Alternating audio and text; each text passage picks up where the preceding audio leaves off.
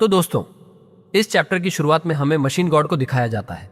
वो कहता है, हाँ के बल्डी, तू एक क्लास ए हीरो है। मेरा पास तेरा पूरा रिकॉर्ड मौजूद है। देखने में ही इतना बेकार लगता है और तेरा नाम भी कुछ खास नहीं। साफ दिख रहा है तू काफी कमजोर है, इसलिए तुझसे लड़ने में हमें जीरो इंटरेस्ट है। बस यहां से चलता बन केप बल्डी। यहां पे सैतामा को काफी गुस्सा चढ़ जाता है। वो कहता है, ये केप बल्डी कौन होता है? और फिर वो एक ऐसा जबरदस्त पंच लगाता है कि मशीन गॉड का नामा तक नहीं बचता। जो हीरोज वहां से भाग रहे थे वो एकदम रुक जाते हैं और बोलते हैं, यार ये क्या कर दिया इसने? हमारे केप बल्डी ने तो इसको खत्म कर दिया। और वैसे भी वो हीरो नेम विक्टिम एसोसिएशन के सरदार हैं, ऐसा तो होना ही था। यहां पे सैतामा उन सबको हाई फाइव देता है और कहता है, चलो अब दूसरे शहर में जाना समझ आ गया। इधर ब्लो खड़ा होता है और कहता है, ये क्या हो रहा है? ये केप बल्ड इतना पावरफुल तो नहीं लगता। इधर चेनैन टोड और बटरफ्लाई डीएक्स भी वहां मौजूद होते हैं। बटरफ्लाई डीएक्स कहते हैं, हाँ मैंने भी नोटिस किया। मतलब फोर्टे बिल्कुल सही बोल रहा था। और ब्लो कहता है, ये वो ही बंदा है। यही वो इंसान है जो स्वीट मास्क को अपने साथ ले जा रहा था। मैंने तो कुछ बहुत अजीब चीज देख ली। इधर सुइको भी वहां मौजूद होती है और वह भी सैतामा को गहरी शक भरी नजर से देख रही होती है। हमें हीरो एसोसिएशन का एक खास सीन दिखाया जाता है जहां कुछ एजेंट्स तात्सुमाकी से मुलाकात करते हैं। एजेंट कहता है, शुक्रिया कि तुमने अपनी मसरूफ जिंदगी में से वक्त निकाला। हम तुमसे एक जरूरी बात करना चाहते हैं। हमारे इन्फॉर्मर्स के जरिए हमें खबर मिली है कि कुछ ताकतवर एस्पर्स एक खतरनाक साजिश पर काम कर रहे हैं। हम चाहते हैं कि तुम उन्हें खत्म कर दो। उनकी तादाद और ठिकाना दोनों हमें पता चल चुके हैं और लगता है कि तुम्हारा इन लोगों से पहले से कोई तल्लुक रहा है। इस ग्रुप में 11 लोग हैं और ये अपने आप को 11 कहते हैं। इसका सरदार ओतेंतो तुम्हारे खून का प्यासा है, तो टॉर्नेडो कहती है। ओतेंतो, ये नाम सुनके उसके जहन में पुरानी बातें ताज़ा हो गई। एजेंट आगे बोलते हुए कहता है, हमें मालूम है कि ये लोग बच्चों को ऐसी दवाएं देते हैं जिससे उन्हें एस्पर्स में बदला जा सके।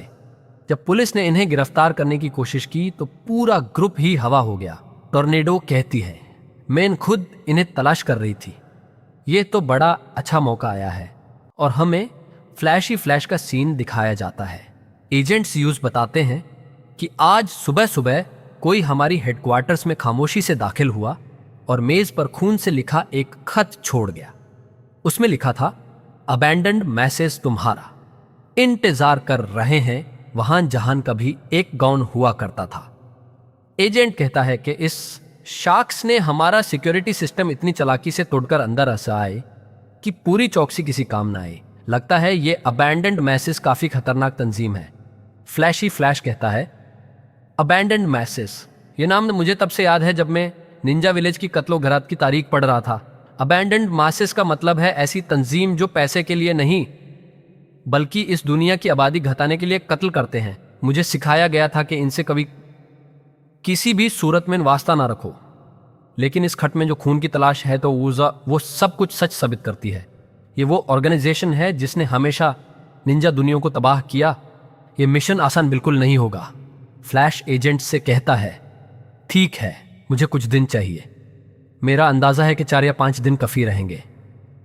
एजेंट्स कहते हैं, अच्छा, मतलब फ्लैश 5 दिन के लिए यहां से जा रहा है और दूसरी तरफ टॉर्नेडो भी एक खास मिशन पे निकल रही है। 2 एस क्लास हीरोज एक साथ बाहर, ये तो सच्ची मुश्किल बात है। फ्लैश कहता है, क्या मतलब तुम्हारी टीम की कमी और गहरी होती जा रही है? मैंने ये कदम बहुत सोच समझकर उठाया है। आगे फ्लैश कहता है, मुझे सुनने में आया है कि लोगों में नियो हीरोज की खूब तारीफ हो रही है। वह लगातार डीमन और ड्रैगन लेवल के मॉन्स्टर्स को धूल चटाते जा रहे हैं। ये और नुकसान भी काफी सिमट रहता है। अगर तुम चाहते हो कि अवाम में अमन और इत्मीनान बना रहे तो नियो हीरोज ही मॉन्स्टर्स से निपटें। यही सबसे बेहतरीन तरीका है। मुझ जैसे किसी को तो ड्रैगन लेवल थ्रेट्स के लिए महफूज रखना चाहिए या फिर किसी बड़ी मुसीबत के लिए, और मॉन्स्टर ऑर्गेनाइजेशन जैसे ग्रुप्स को खत्म करने के लिए भी। एजेंट कहता है, फ्लैश, कहीं तुम भी उन्हें ज्वाइन करने की सोच रहे हो क्या? फ्लैश जवाब देता है, सिर्फ इतना कह रहा हूं कि हीरो एसोसिएशन को अपनी ईगो एक तरफ रख के नियो हीरो से जितनी मदद मिल सकती है लेनी चाहिए। और अगर ये बात तुम्हें तकलीफ देती है तो ब्लास्ट को क्यों नहीं बुला लेते? वो अभी वेकेशन पर गया हुआ है और ये जो लड़का खुद को ब्लास्ट का बेटा कहता है, आवाम ने उसे दुनिया का हिफाजतकार मानना शुरू कर दिया है। ये मानना पड़ेगा कि नियो के पास काफी कादिर लोगों की जमात है। तुम्हारे पास हीरोज की कमी नहीं, तुम्हारे पास कामगर की कमी है। एक एजेंट कहता है, क्या इसका?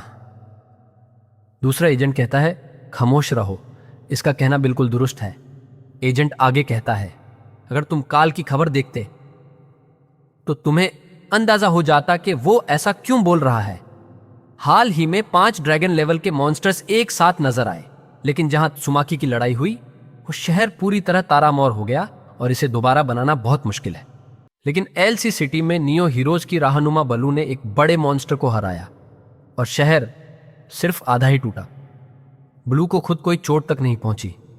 जब वो लड़ते हैं तो तबाही बहुत कम होती है, इसलिए अवाम ने उन्हें उम्मीद की रोशनी मानना शुरू कर दिया है। मगर अगर हम हीरो एसोसिएशन की मुजमुई इमेज की बात करें तो आज की दुनिया में हम वहां खड़े हैं जहां कोई हमारे साथ काम करना नहीं चाहता। लेकिन अगर हम 11 और अबैंडन्ड मैसेज को हराने में कामयाब हो जाते हैं तो शायद हीरो एसोसिएशन फक्र से इस जीत का इजहार कर सके और हमारी साख फिर से बने। सीन बदलता है। टॉर्नेडो वहां से निकल रही होती है और कहती है, ओटेंटो के पास 11 एस्पर्स हैं। इतनी तबाही पहले से मची पड़ी है और तुमने जानबूझकर यह सब छुपाए रखा। एक दिन का चैन नहीं मिलता मुझे। लेकिन वह ब्लास्ट का बेटा, जब मैं यहां नहीं होऊंगी तो मुझे उनके लोगों पर ही भरोसा करना पड़ेगा। तो दोस्तों, आज की वीडियो यहां तक थी। उम्मीद है आपको यह वीडियो पसंद आई होगी।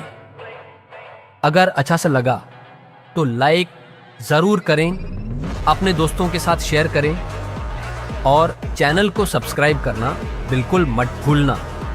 मिलते हैं अगले वीडियो में, तब तक के लिए गुड बाय।